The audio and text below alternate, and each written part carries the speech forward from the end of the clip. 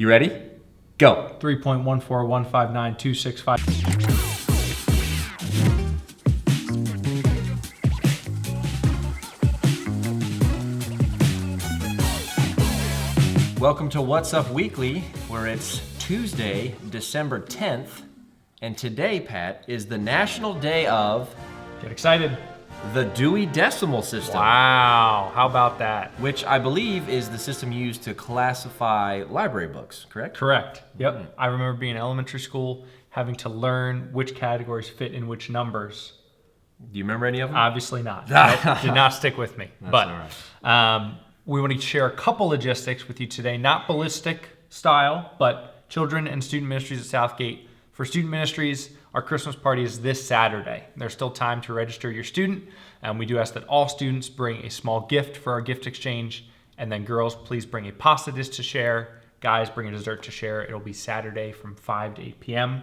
If you go on our church website to register, once you register, you will then receive the Terrell's address as far as where it'll be. Cool. So we hope to see all 6th through 12th grade students at our Christmas party. Great. Parents, just as far as programming in regards to the holiday season, just a reminder, there is no programming on Wednesday, 12/25, Christmas Day, and 1/1 of 2020, which is New Year's Day. As far as the equipping hour, there will be no equipping hour on the Sunday of December 22nd, as well as the following Sunday, December 29th. Absolutely.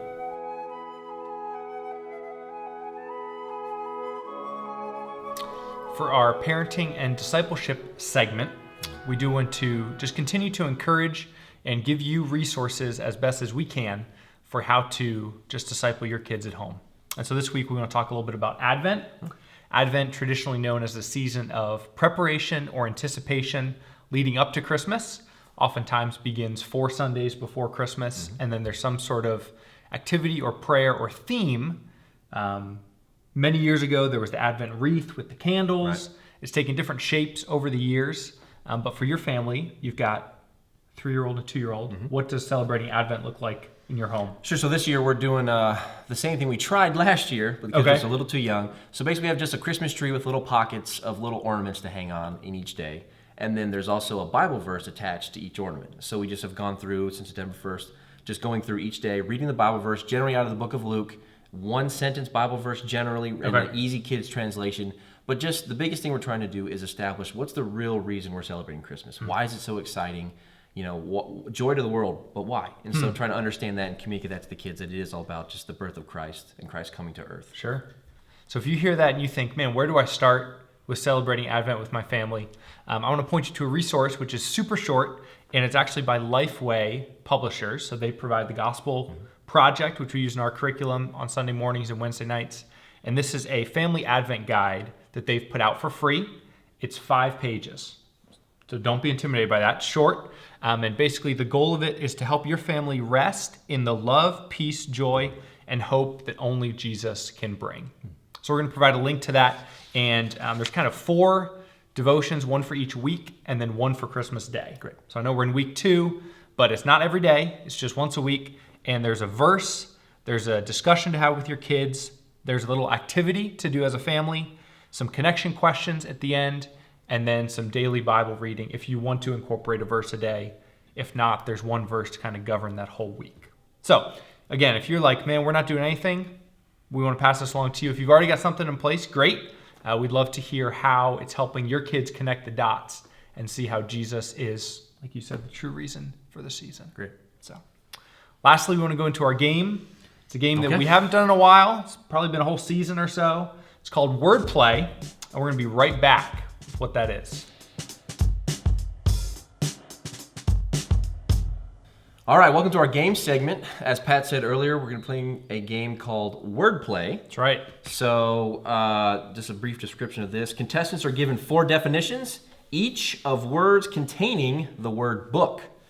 And upon hearing the definitions, must correctly answer with the word. Okay. So we're going to change it up. We have a coin to actually flip. We do have a coin. So see who's going to go first. Okay. So you want me to call it in the air? Call it in the air. All right. Tails. It is heads. All right. I'll go first. All right. So I'm reading to you. You're reading to me. All right. Here we go. You ready? Ready. Okay. Number 1. One who spends much time reading or studying. A bookworm. Correct. Number 2, to take reservations beyond the capacity for accommodation. Overbook. Correct. Number 3, an often decorative prop placed at the end of a row of books to keep them upright. A bookend. That's correct. Number 4, a small book or pamphlet containing poems, ballads, stories, or religious tracts. A leaf book. That's incorrect. It is a chap book. Chap Book. C-H-A-P book. Okay. Interesting. Very good. 3 out of 4. Thank you. Correct? 75%. That's good. It's a C. Kinda. Okay. But here you go. All right. Caleb, for you, number 1, a small book usually having a paper cover.